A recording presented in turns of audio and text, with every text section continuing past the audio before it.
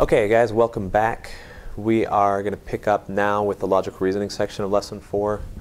This section introduces all of the members of the second family of questions, which include justify, strengthen, and assumption questions. You've read the book by now, may have even practiced some questions.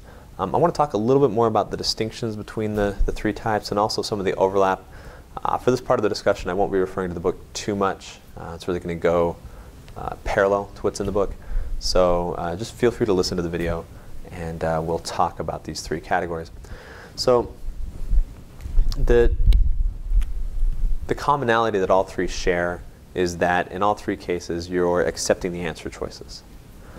All right, but there are some important differences between strengthen, justify, and assumption questions. Strengthen simply means to make the argument more believable.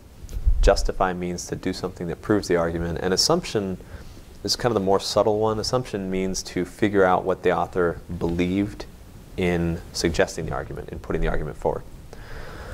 So as I look through my answer choices and try to distinguish these three from one another, it often helps to start out with an example argument.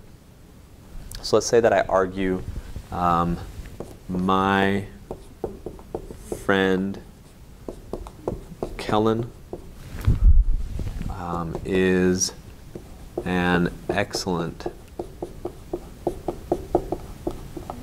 tennis player. My friend Kellen is an excellent tennis player. In order for me to believe this claim, there are a number of things that have to happen. The assumptions are all of the things that I think that combine to allow me to make a claim like this. So some assumptions in this case include, I assume that Kellen is alive. I assume that Kellen can play tennis. I assume that excellence in tennis can be discerned, that it's possible to be excellent. I assume that Kellen can manipulate a racket. I assume that Kellen is actually my friend. There are a number of things here behind the scenes that if I no longer believed them to be the case, I would no longer believe this argument.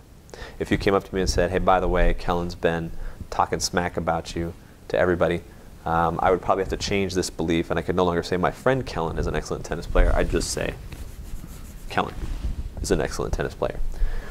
If you came up to me and said, hey, you know, bad news, Kellen was in a bear hunting accident, lost both legs below the knees as well as one arm, is in a wheelchair and has just one arm left, I'd probably have to drop this part of the argument and say, well, now Kellen's just a tennis player.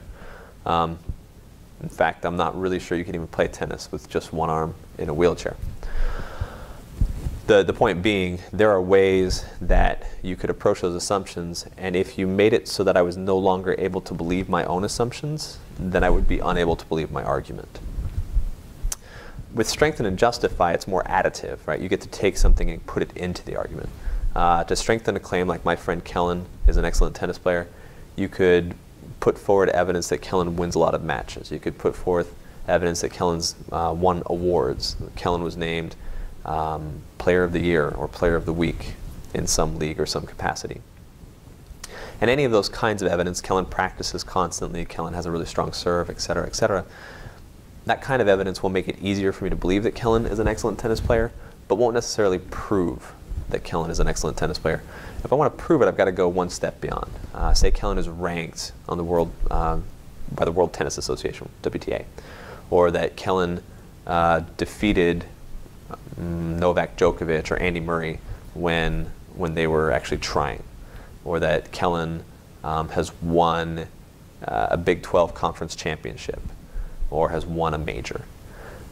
Anything that you can think of that you could add to the argument that would make it so no one could dispute that Kellen is in fact an excellent tennis player.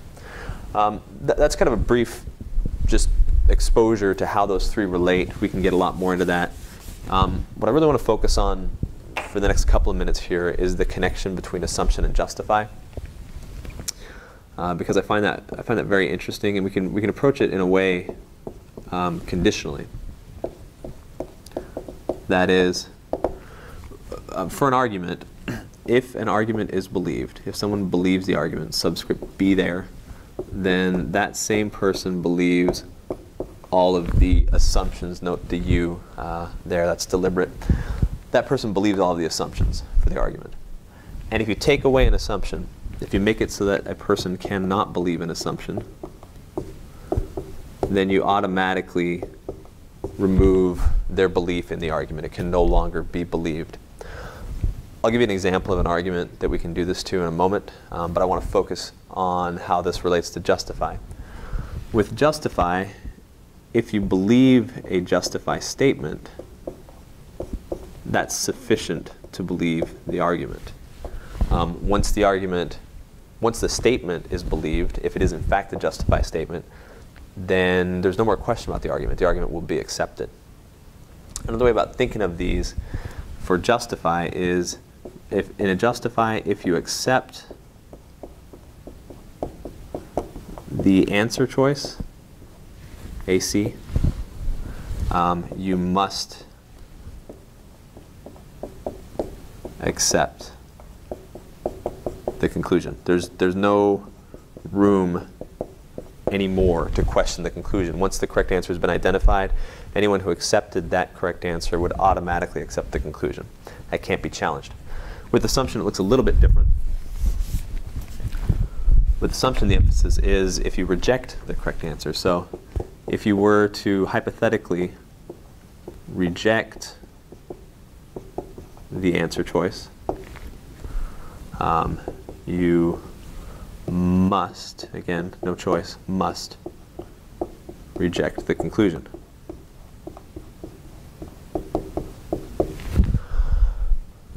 Okay, so answer choices in assumption arguments are sufficient for the argument. Answer choices in justify arguments, excuse me, I said that incorrectly. Answer choices, correct answers in assumption arguments are necessary for the argument to be believed. Correct answers in justify are sufficient for a belief in the argument. And that's how the two connect, conditionally speaking. Let's take a break here, and then we'll talk about another example and some of the assumptions there. One of the things to note about arguments on the LSAT is some of them are good, some are bad, and some are just neutral. With the neutral arguments, you really have a lot of freedom to do what you want. You can make them better, make them worse, justify them, annihilate them, whatever you choose. But every argument, good or bad, has assumptions. It's impossible to make an argument without assuming something. Even the worst arguments, arguments that are unjustifiable, can't possibly be made correct, have assumptions. So I'm going to give you an example of an unjustifiable argument, and we'll talk about how there's no way to add something to it that would make it work, but you can still figure out what the underlying assumptions are, the important ones. So let's say that I assume, or I argue, that the Yankees will win the Super Bowl. Okay, this is an irredeemably bad argument. It can't happen for those of you that don't follow American sports at all. The Yankees play baseball. The Super Bowl is the championship game for the Professional Football League, the NFL. The Yankees will never win the Super Bowl. They can't. Now, there are a lot of things that I could believe about the Yankees that make this belief more plausible. I could believe that the Yankees are strong, tall, fast, well paid. They can catch well. They can throw well. They're experienced in their sport. Any number of different things that I could say would strengthen the possibility of the Yankees winning the Super Bowl. But when it comes right down to it, they won't win. They can't win. And the key assumption here is that the Yankees play football. Once you demonstrate that the Yankees don't play football, I could no longer believe this claim. We'll talk about this claim again for lesson 5 when we look at the different kinds of assumptions. But for now, I just wanted to point out that even an argument which can't be justified, there's no way to make that argument better. I can't improve it in any way. Even an argument that can't be justified does have assumptions. Okay, so for the next part of this lesson, we're going to talk a little bit about strengthen and causality, and then just a little bit more about justify questions. And after that, it's time to get your learn on and start practicing. Okay, so to pick up our discussion now, let's talk about strengthen and causality. We covered weaken and causality in lesson 3. Now we're on to strengthen. Strengthen, of course, is going to be opposite in every way. So we had 4 ways of attacking previously. Now we have 4 ways of improving. You'll note the same argument, C1 effect. In order to strengthen a claim like that, it's easy for me to go out and say, if Apple was in fact responsible for the stock market drop, then it was not Google's fault. It was not Yahoo's fault. It was not Microsoft's fault. And each of those, each alternate explanation that I eliminate makes the proposed explanation that much more likely. Alternatively, I can say, yes, it was in fact Apple in the stock market, because look, here are several other cases where Apple announced a deficit and the stock market dropped. And each time that I reinforce the connection between the two, that I add additional evidence for that connection, the claim becomes stronger. Another approach is to say that whenever there was not an announcement by Apple, there was not a stock market drop, or whenever there was not a stock market drop of 10 points, there was not an announcement by Apple. The relationship can be strengthened both by its presence or by its absence, as long as the cause and effect are both present or both absent. Finally, I can go in and say that there's no way it could have been reverse cause and effect, simply by establishing that the cause did happen before the effect happened. All right, all four of those are ways to strengthen in causal questions. I'll give you a moment if you want to turn the page and jump ahead to the justify section. All right, so your book talks about justify in these terms. The idea is that with the existing premises that you've been given in the stimulus and the author's conclusion, there's often some kind of gap. And the correct answer precisely fits that gap. It fits into the hole between the premises and the conclusion. And the better you're able to understand what the premises don't do for you compared to what they do, and what the conclusion needs in order to be believed, the better you can identify that the answer choice fits that gap precisely. Now, in conditional arguments, it's often pretty easy to prephrase what that gap looks like.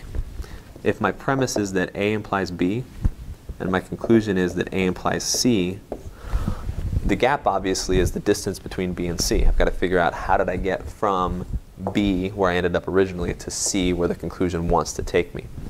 And by now, this should be pretty easy to anticipate for you.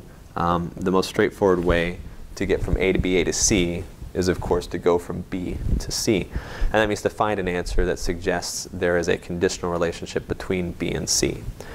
B is sufficient to infer that C happens. This is a justified argument. If this were one of my answer choices to say that B leads to C, I could plug that in here, and then the conclusion can no longer be rejected.